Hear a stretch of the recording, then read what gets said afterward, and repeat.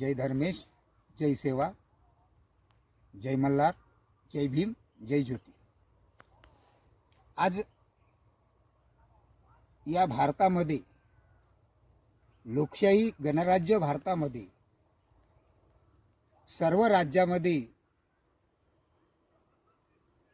हा पूर्वी पशुपालक धनगर जमात राहत असतो आणि राहत असल्यामुळे याची संस्कृती, याची जे राहणसण हे जंगलाशी निगडीत आहे। कारण पूर्वी जंगलामध्ये राहायचे आणि जंगलामध्ये शेळ्या मेंढ्या दिवसभर चारायचे आणि संध्याकाळच्या वेळेला त्या एखाद्या आमचे आदिवासी जे कोया समाजाचे लोक असतील त्या समाजाच्या किंवा भिल्ल समाजाच्या शेजारी येऊन त्यांच्यासारखेच इटुले मांडून जेवण करायचे। रात्रभर त्यांची साथ आम्हाला, आमची साथ त्यांना, अशा पद्धतीची आमची दिवसभराची घडणजडण आणि रात्रभराची घडणजडण चालायची। आता त्यानुसार आमच्या जर कळपात एखादं जर पिल्लू आमचं, कोकरू आमचं जर कमजोर झालं असतील तर त्याला, त्या पिलाला त्या आमच्या कोया बांधवाकडं व भिल्ल बांधवाकडं द्यायचं आणि त्यांना सांगायचं का बाबा याला हे करा आणि याची भाजी बनवा। आणि मग हे दिवसभर जर आपले शेळ्या मेंढ्या घेऊन आले की लगेच ते आम्ही हे सर्व मिळून संध्याकाळी जेवण करायचे। पुन्हा त्यांची साथ आम्हाला, आमची साथ त्यांना, रात्र आमची निघायची। अशा पद्धतीची आमची जंगलाशी निगडीत जडणघडण चालू होती। त्या परिस्थितीमध्ये जर एखादा अधिकारी फुलपॅन्टवाला जर त्या ठिकाणी आला आणि जर आम्हाला दिसला तर आमचे लोक झुडपाईमध्ये पडून जायचे। कारण तर अशिक्षित होते आणि अशिक्षित असल्यामुळे त्या फुलपॅन्टवाल्या अधिकाऱ्याची भीती वाटत होती। अशा परिस्थितीमध्ये ते लपायचे आणि ते भित्रे असल्यामुळे, लपायचे असल्यामुळे या अधिकाऱ्यांनी त्यांना ज्या ज्या नावाने त्यांचे नावं गावं ओळखले, विचारले, परंतु त्यांना ज्यावेळेस जात विचारली त्यावेळेस त्यांना जातच माहीत नाही। कारण ते एक पुरुष म्हणून जगत होते, त्याच्यामुळे यांच्या मनात जे जे आलं ते ते त्यांनी लिहिलं। लिहिणार, कारण लिहिणारे आम्ही नव्हतोच ना, कारण आम्ही अशिक्षित होतो। आणि अशा परिस्थितीमध्ये पुढे चालून आज रोजी आमचा संघर्ष सुरू झालेला आहे। आम्हाला विभागून टाकलेला आहे आणि ज्या या भारताला मध्यकालीन इंग्रज आले आणि त्या इंग्रजांनी या भारतामध्ये, या भारताचा पूर्वीच्या सम्राट अशोकाच्या काळापासून तर बरेचसे याच्यापर्यंत या भारताचा व्यापार हा संपूर्ण जगामध्ये फैलला होता आणि जगासोबत होता। त्याच्यामुळे जगातले व्यापारी भारतात येत होते आणि भारतातल्या उत्पादनाच्या बदल्यामध्ये त्यांना सोनं चांदी द्यावं लागत होतं। हे कुठेतरी इंग्रज वर्णिकवादी व्यवस्थेच्या विरोधात होतं। त्याच्यामुळे ब्रिटनच्या म्हणजे इंग्रजांनी या वर्णिकवादी व्यवस्थेच्या विरोधात त्यांनी कार्य करावं लागत होतं। कारण तर भारताशी जर उत्पादन घ्यायचं तर मग सोनं चांदी द्यावं लागत होतं। त्याच्यामुळे त्यांच्या जिवारी कुठेतरी हे लागायचं। म्हणून मग त्यांनी काय केलं, एक एलिझा बेगम नावाची एक राणी होऊन गेली आणि तिनं काय केलं, भारताशी करार केला, एक अधिकार प्राप्त केला का भारताशी व्यापार करण्याचा। आणि त्या माध्यमातून ते भारतात घुसले आले आणि भारतात आल्याच्या नंतर यांचा दोन प्रकारचा सिद्धांत होता। एक, या भारताच्या भूमीमध्ये जे खनिज होतं हे खनिज आपल्या देशामध्ये घेऊन जायचं। त्याच्यासाठी त्यांनी सुरुवातीला मालगाडी सुरू केली। त्यानंतर ज्या भागातून आपण खनिज नेतो त्या भागामध्ये उद्रेक होऊ नये नागरिकाचा, म्हणून त्याच्यासाठी त्यांनी पॅसेंजर ट्रेन चालू केली आणि त्या पॅसेंजर ट्रेनच्या माध्यमातून त्यांचे जे लाठीकाठी घेऊन येणारे जे सैन्य होतं ते लाठीकाठी घेऊन यायचं आणि आमचे नागरिकांना ते मारायचे। अशा पद्धतीची त्यांची एक व्यवस्था होती। आणि ज्यावेळेस ते आले तर पूर्वी त्यांनी या संपूर्ण युरोप, फ्रान्स आणि भारतातले जे व्यापारी होते यांच्यासोबत युद्ध करून पहिलं यांना पराजित केलं आणि त्यांच्यावर सत्ता काबीज केली त्या व्यापाऱ्यावर. व्यापारीमध्ये यांनी सत्ता काबीज करून एक संघटन उभं केलं एक आणि त्यानुसार कंपनीची स्थापना करून त्यानुसार मग त्यांनी भारतामध्ये हळूहळू पाय पसरवले आणि पाय पसरवल्याच्या नंतर त्यांनी उद्रेक होऊ नये म्हणून आपले सैन्य गोळा केले आणि सैन्याच्या माध्यमातून आमच्या लोकांवर अन्याय झाले. आणि या अन्यायाच्या विरोधामध्ये सुरुवातीला या भारतामध्ये 597 संस्थानिक राजे होते.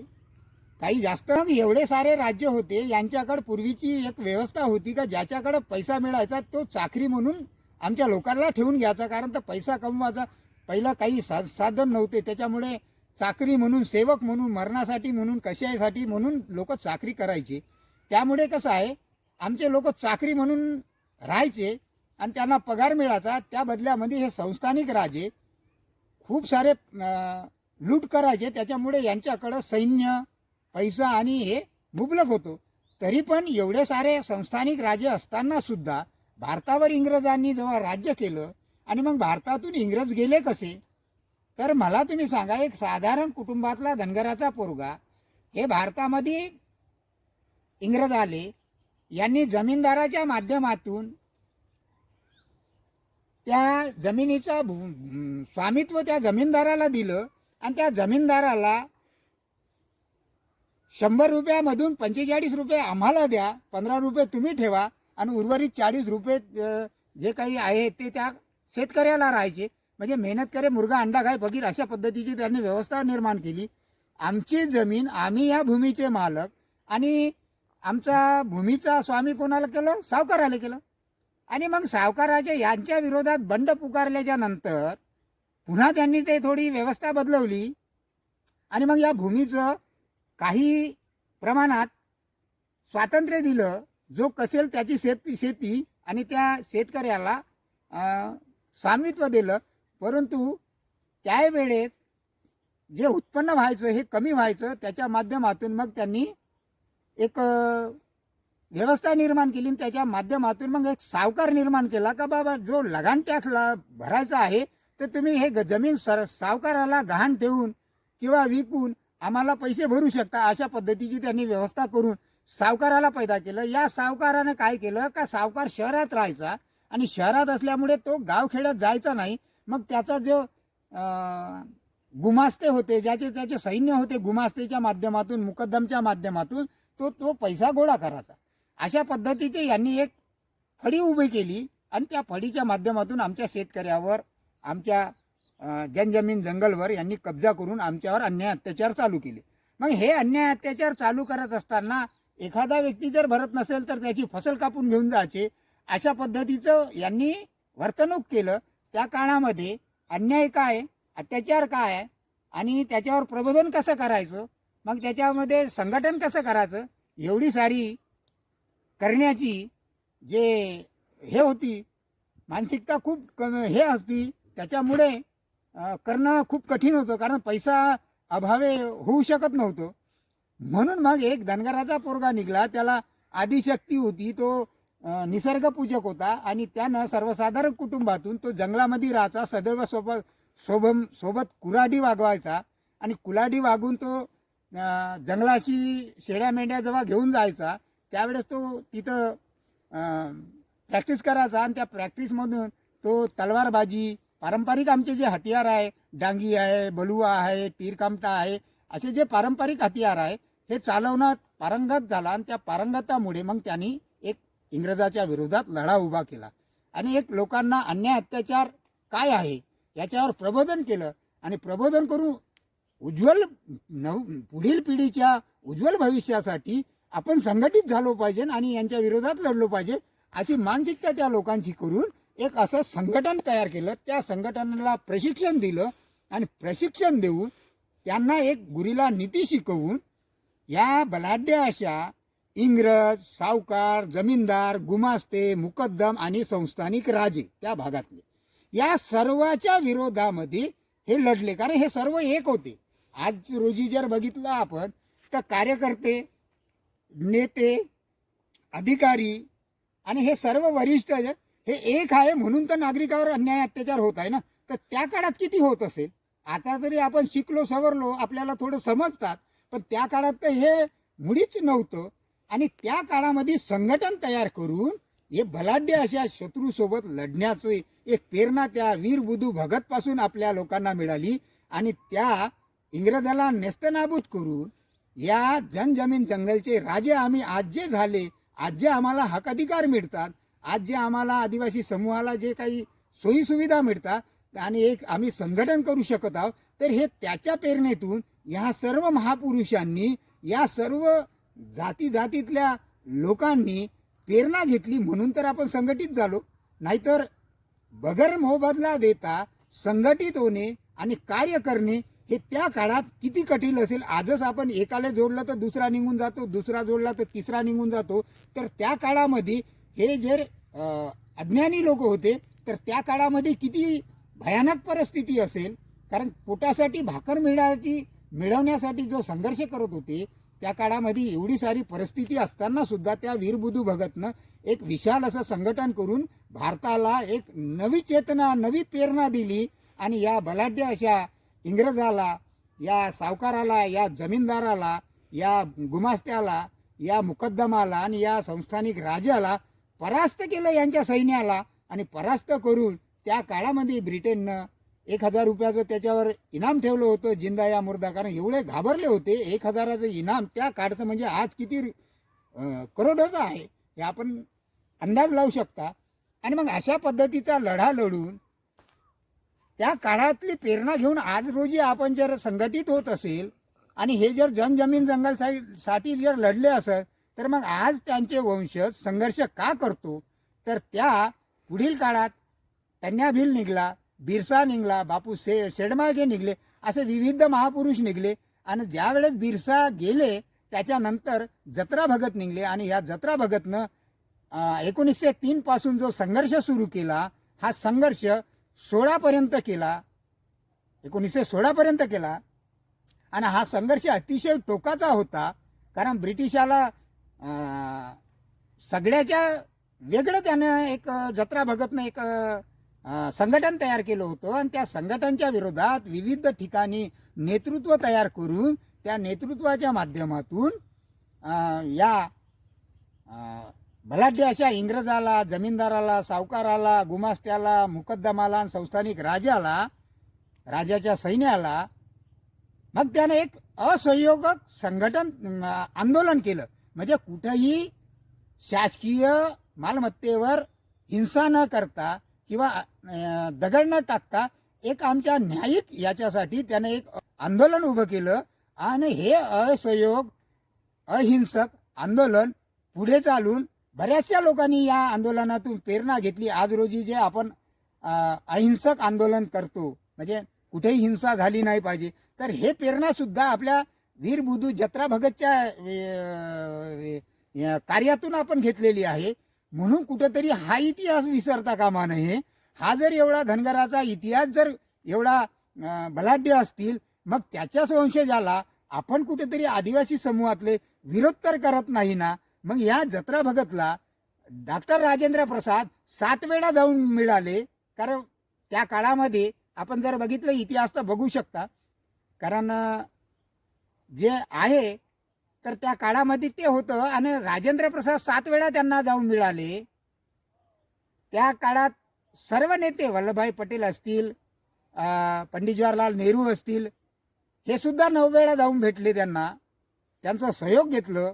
या भारताला स्वातंत्र्य मिळवण्यामध्ये यांनी सुद्धा त्यांच्या एक आक्रमक होतं आणि त्यांच्यामुळेच ब्रिटिश घाबरले होते. हे या सर्व सुशिक्षित लोकांना समजलं आणि मग हे लोक त्यांच्याकडे चक्रा मारायला लागले. तसंच पंडित जवाहरलाल नेहरू गेले, गांधीजी 25-30 वेळा गेले. आणि म्हणून कुठेतरी हे श्रेय जे जाते हे वेगळ्या काहीतरी लोकांना जाते का, हा इतिहास काय, या इतिहासावर पडदा कोणी टाकला. म्हणून कुठेतरी हा इतिहास पुढे आणण्याचं जे आपल्या लोकांवर जे दायित्व आहे, आपण ज्या जातीमध्ये जन्माला आलो त्या जातीचं ऋण आपण त्या इतिहासाचा प्रचार आणि प्रसार करून फेडलं पाहिजे. म्हणून आपापल्या भागात आपण या इतिहासाचा आणि या वीर बुधू भगतचा आणि वीर जत्रा भगतचा या इतिहास आहे लोकांपर्यंत पोहोचवला पाहिजे, कारण आम्ही निगडीत जंगलाशी लढलेले आहे. पुढं मग ज्या काळात आम्हाला स्वातंत्र्य मिळालं, जमीन जंगलचा तर आम्ही राज्य झालो, आम्हाला सातबारा तर मिळालं जत्रा भगतच्या नावानं. परंतु पुढे आम्हाला ज्यावेळेस स्वातंत्र्य मिळालं त्यावेळेस पहिले राजेंद्र प्रसाद राष्ट्रपती झाले आणि त्या राष्ट्रपतींनी 6/9/1950 एक अध्यादेश काढला, सर्व राज्य आणि संघ राज्य. आणि या राज्य आणि संघ राज्यामध्ये हे थोडंसं मला वाचून सांगावं लागेल. राज्य व संघ राज्य क्षेत्रामध्ये संबंध में अनुसूचित जनजातीय के विनिर्दिष्ट केले आणि असं त्यांनी एक अध्यादेश काढून 6/9/1950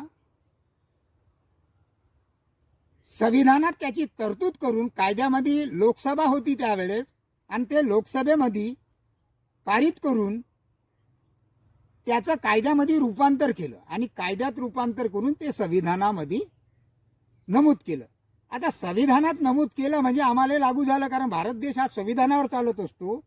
आणि मग 6/9/1950 जो CO 22 आहे, आंध्र प्रदेश, अरुणाचल, आसाम, बिहार, गुजरात, गोवा, हिमाचल प्रदेश, कर्नाटक, केरळ, मध्य प्रदेश, महाराष्ट्र, मणिपूर, मेघालय, मिझोरम, उडीसा, राजस्थान, तामिळनाडू, त्रिपुरा आणि पश्चिम बंगाल अशा विविध राज्यामध्ये हा CO 22चा अध्यादेश लागू झाला. आता लागू झाल्यानुसार अनुसूचित जनजातीसाठी ह्या सर्व जर लागू झाला, मग आम्हाला पूर्वी 1980 पर्यंत महाराष्ट्रामध्ये जे सिपियान बेरारमधून आलेले धनगर आहे, जे ओराव, धनका, धनगड म्हणून सामील झालेले आहे, या लोकांना 1980 पर्यंत सर्टिफिकेट STचं अनुसूचित जनजातीचं भेटत होतं. मग अनुसूचित सर्टिफिकेट जर आम्हाला पूर्वी भेटत होतं, मग आमची 82 मध्ये या जे 81 मध्ये जे षडयंत्र सुरू झालं, मग या षडयंत्राच्या आधारावर आमचं जे सर्टिफिकेट होतं हे रद्द केलं, काही जमा केले आणि देणं बंद केलं. त्यानुसार मग पूर्वी आम्हाला OBC मध्ये टाकलं, OBC मध्ये टाकून मग पुढे आम्हाला NTC मध्ये टाकलं. आमची कुठलीही मागणी नाही आम्हाला NT टाका ना आम्हाला हे द्या म्हणून, आमचं STचं जे चालू आहे आम्हाला तेच द्या, आमची हे मागणी आहे. परंतु हे महाराष्ट्र गव्हर्नमेंटनं कुठल्या अंतर्गत केलं? मग 1980ला ज्या भैयाराव मुंडांनी जे केस चालवली आणि त्या केसच्या संदर्भात ज्या जाती आणि जातीमध्ये जे नावामध्ये जे हे होता, त्यामध्ये समानार्थी शब्द काय आहे अशा पद्धतीचं जे केस झाली आणि त्या सुप्रीम कोर्टाच्या आदेशानुसार केंद्र सरकारने ॲफिडेव्हिट दिल्याच्या नुसार त्या आदेशावर सुप्रीम कोर्टाने निकाल दिला आणि त्याच्यात ओराव, धनका, धनगड आणि धनगर हे एकच आहे, समानार्थी शब्द आहे असं नमूद झालं. आणि त्या ऑर्डरनुसार प्रत्येक राज्यामध्ये बिहार असतील, ओरिसा असतील, झारखंड असतील, अशा विविध मध्य प्रदेश अशा विविध राज्यामध्ये ते लागू झालं, गोवा असतील, कर्नाटक असतील आणि त्या लोकप्रतिनिधींनी ते आपापल्या क्षेत्रामध्ये ते लागू केलं. परंतु महाराष्ट्रात लागू झालं नाही. मग आता हे CO 22चा जो पहिले राष्ट्रपती आहे यांनी जो अध्यादेश काढला, मग हा अध्यादेश CO 51 1951 CO 33 20/9/51ला दमन आणि लक्षद्वीपमध्ये लागू केला. अनुसूचित जनजातीचा आदेश 1959 CO 58 31/3/1959 मध्ये अंदमान निकोबार या राज्यामध्ये लागू केला. पुढे जो अनुसूचित जनजातीचा आदेश आहे 1962चा CO 65 नंबर 30/6/1962 दादर नगर हवेली या भागात चालू झाला. पुढे जो अनुसूचित जनजातीचा आदेश आहे 1970 मध्ये जो CO 88 आहे तो 23/7/1970ला नागालँडमध्ये लागू झाला. जो अनुसूचित जनजातीचा आदेश आहे 1978चा CO 111 हा 22/6/1978 सिक्कीममध्ये लागू झाला. पुढं जनजातीचा आदेश आहे 1989चा CO 142 7/10/1989 जम्मू आणि काश्मीरमध्ये लागू झाला. मग असले सारे जर हे असतील तर मग आपण संविधानातले कायदे बघू. संविधानाच्या कायद्यानुसार आम्हाला हे करता येतो का, म्हणजे देता येतो का? तर संविधानाच्या उदाहरणात लिहिलेले आहे का एखादं लिखाण, दस्तऐवज किंवा मुद्रिक, शिळामुद्रिक किंवा छायाचित्र केलेले शब्द हे दस्तऐवज आहेत. पुढं न्यायालयाच्या याच्यामध्ये लिहिलेलं आहे, न्यायालयाच्या निरीक्षणार्थ हजर केलेले सर्व दस्तऐवज इलेक्ट्रॉनिक अभिलेखाचा समावेश होतो. अशा सर्व दस्तऐवजांना लेखी पुरावा असे म्हटले जाते. पुढे भारत याचा अर्थ जम्मू काश्मीर असा एक 10 नंबरचा आहे. त्याच्यामध्ये पुढील शब्द प्रयोग दाखल देणारे अधिकारी जे राहतात त्याचा संदर्भात दिलेला आहे. इलेक्ट्रॉनिक सही, इलेक्ट्रॉनिक दाखला, इलेक्ट्रॉनिक नमुना, इलेक्ट्रॉनिक अभिलेख व माहिती, सेक्युलर माहिती व इलेक्ट्रॉनिक अभिलेख अशा पद्धतीचे विविध त्या संदर्भ दिलेले आहे. पुढे व्याख्या केलेली आहे 5. म्हणजे कायद्याच्या भाषेत दस्तऐवज म्हणजे अगदी कागदावरच लिहिलेला मजकूर पाहिजे असं नाही, तर विविध प्रकार त्यात येतात. उदाहरण दिलेले आहेत 5 प्रकारचे. त्याप्रमाणे साधे लिखाण, छापील लिखाण, छायाचित्र, नकाशे, आराखडा, कोरीव काम, दगडावरील, अगर, धातूवरील चित्र वगैरे हे सर्व दस्तऐवज प्रकरणात मोडतात. मग असे सर्व जर नमुने जर संविधानात दिले असतील मग कायदा आहे का आमच्यासाठी? मग कायदा क्रमांक 57 मध्ये लिहिलेला आहे. आणि मग या 57 मध्ये जे दिलेला आहे म्हणजे 1872चा जो कायदा आहे, मग या कायद्यामध्ये काय लिहिलेलं आहे तर भारताच्या राज्यक्षेत्रात अंमलात असलेले सर्व कायदे भारताच्या संविधान सभेच्या संसदेच्या आणि एखाद्या प्रांतात किंवा त्या राज्यामध्ये त्या काळी अंमलात असलेल्या कोणत्याही कायद्याखाली प्रस्थापित झालेले कोणत्याही विधिमंडळात कामकाज क्रम हे दस्तऐवज म्हणून मानले जाते. पुढे आहे न्यायालयाचे आणि प्राधिकरणात्वे प्रस्थापित झालेले सर्व न्यायालयीन मुद्र, नाविक व सागरी अधिकाररित्या म्हणजे असे सर्व माहिती आहे. पुढे महत्त्वाचा न्यायनिवाडा एक दिलेला आहे. सरकारी गॅजेटमधील अधिसूचना जी जाहीर झाली असेल त्याची न्यायिक दखल घेता येतो. त्याच्यामध्ये एक दिलेला आहे AIR 1965 पाठ 175 1965 CR LG 580 या दस्तऐवजवर तुम्ही बघू शकता. दुसरं न्यायाधीशाची स्वतःचे ज्ञात माहिती यावरून इतिहास, विज्ञान वगैरे माध्यमातून न्यायिक दखल घेता येतो. त्याचा 1947 NAG 47 CR LG 144 पेजवर आपण तुम्ही ते बघू शकता. नोंदवलेले आहेत. नोंदवलेले दस्तऐवज त्यावर असतात शेरे, सही, रजिस्टर आहेत अशी न्यायिक नोंद घेता येते. त्याच्यामध्ये 1928चा जो स्केल आहे तो 154 वर आहे. विधिमंडळ, विधानसभा, लोकसभा वगैरे ठराव याची न्यायिक दखल घेता येतो. अशा प्रकारचे सर्व दस्तऐवज हे आपल्याला दस्तऐवज म्हणून मानले जातात.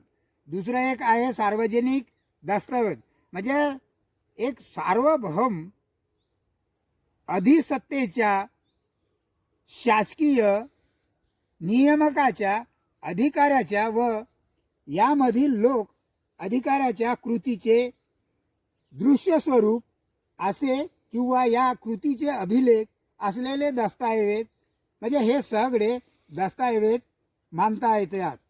म्हणून कुठेतरी आपणही या ज्या 6/9/1950 ज्या राजेंद्र प्रसादांनी आमच्या सर्व लोकांसाठी केलेला आहे, अनुसूचित जनजातीच्या लोकांसाठी जो एक आराखडा तयार केलेला आहे आणि तो संविधानामध्ये नमूद केलेला आहे. संविधानात नमूद कधी होते तर कायद्यात तरतूद झाल्यावर होते, परंतु आज आमचे लोक म्हणतात का त्याची सही आहे का, त्याची हे आहे, हे सगळं बोलण्याची हे आहे. आपण मांडावं तर मग का कायद्यात 1872चा कायदा कलम 1979 काय म्हणतो का सही शिक्का असलेले नकला बरोबर आहेत असं कायदा म्हणतो. दुसरा 81 कलम काय म्हणतो, सरकारचे राजपत्र गॅजेट मजकूर हे सर्व बरोबर आहेत. तिसरं 83 कलम काय म्हणतो, केंद्र अगर राज्य सरकारने तयार केलेले नकाशे आराखडे बरोबर आहेत ना असं म्हणतो. मग एक कलम 36 काय म्हणते, भू नकाशे तत्व अधिसूचना हे सर्व बरोबर आहे. मग एवढे सारे कायद्यामध्ये बरोबर आहे.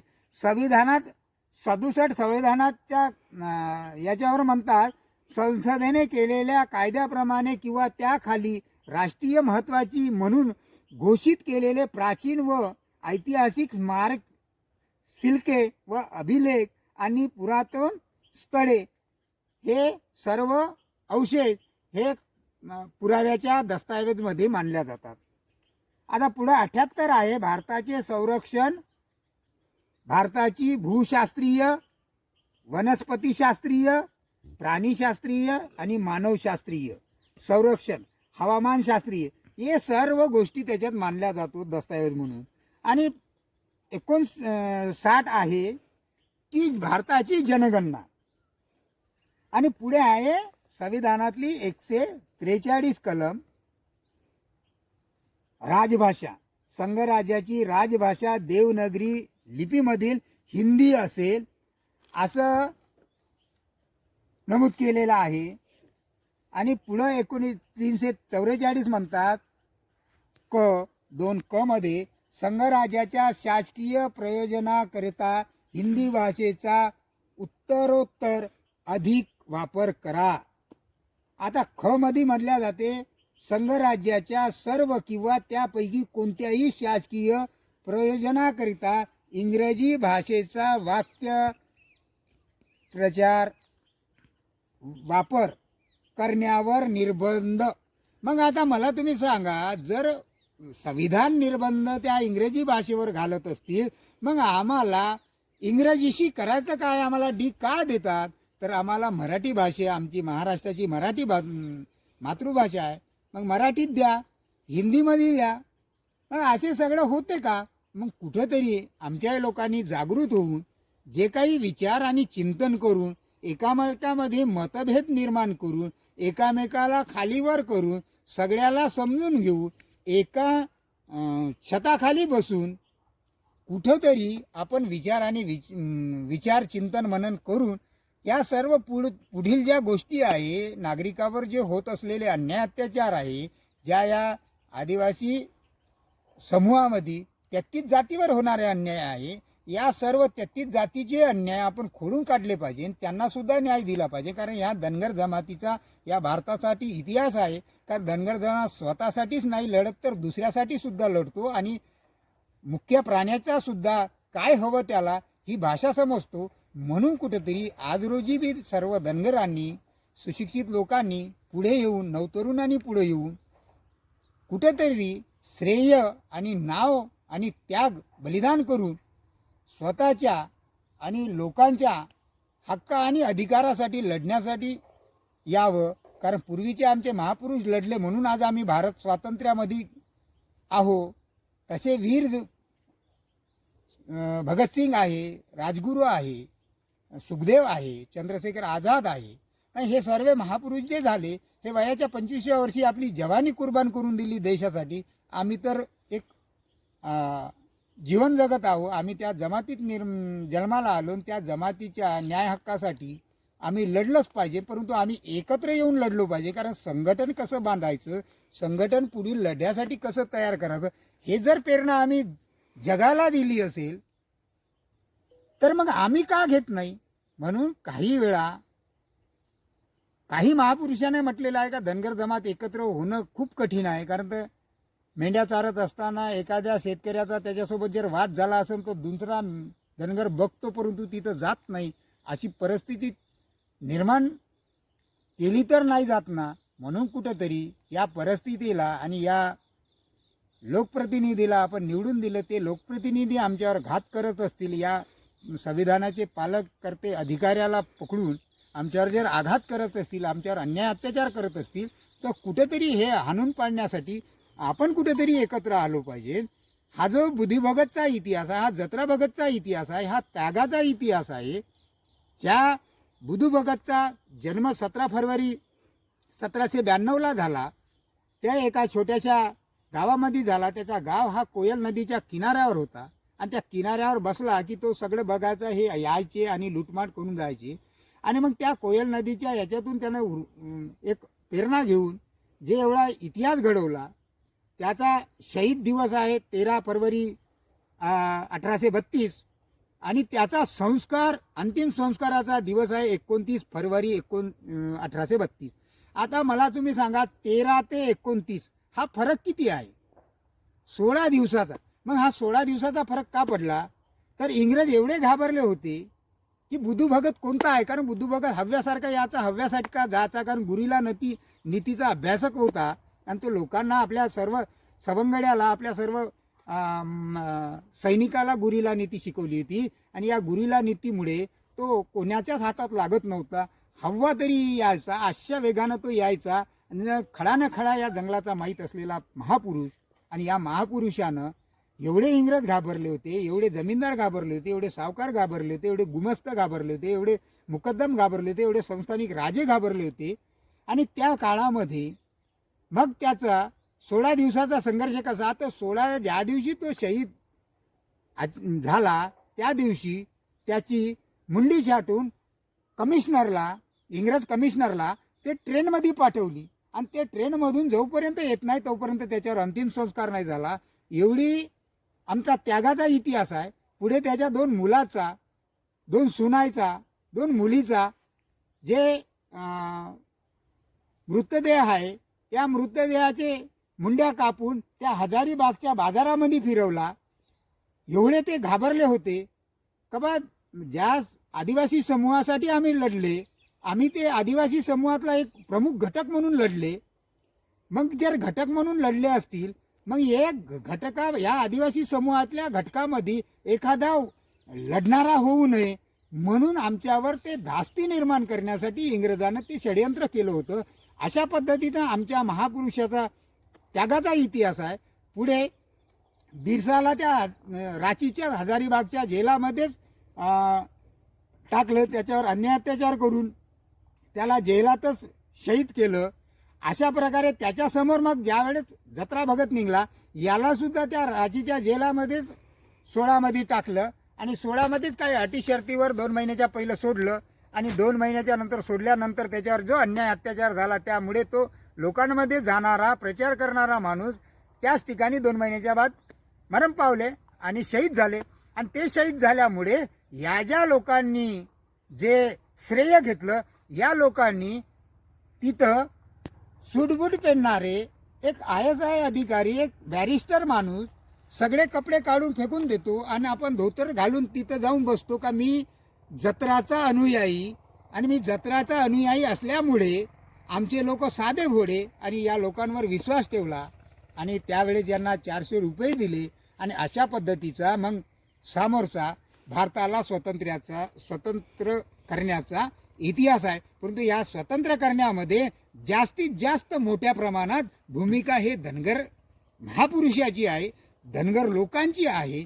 म्हणून कुठेतरी या भारतातल्या लोकांनी हा इतिहास विसरू नये आणि आमच्या लोकांनी हा इतिहास आहे लोकांपर्यंत पोहोचवण्याचं कार्य करावं. कारण ज्या जातीमध्ये बार मी सांगतो का ज्या जातीमध्ये आपण जन्माला आलो त्या जातीचं जे ऋण आपल्याला फेडायचं आहे, तर त्या इतिहासाचा भूगोलाचा प्रचार आणि प्रसार करून लोकांपर्यंत पोहोचवू. जो शत्रू बलाढ्य आहे रणांगणामध्ये उभा, त्या रणांगणातल्या शत्रूला तो इतिहास दाखवून परास्त करायचं काम आपल्याजवळ सोपं आहे, परंतु आज रोजी आपल्या सर्व लोकांकडून हे होताना दिसत नाही.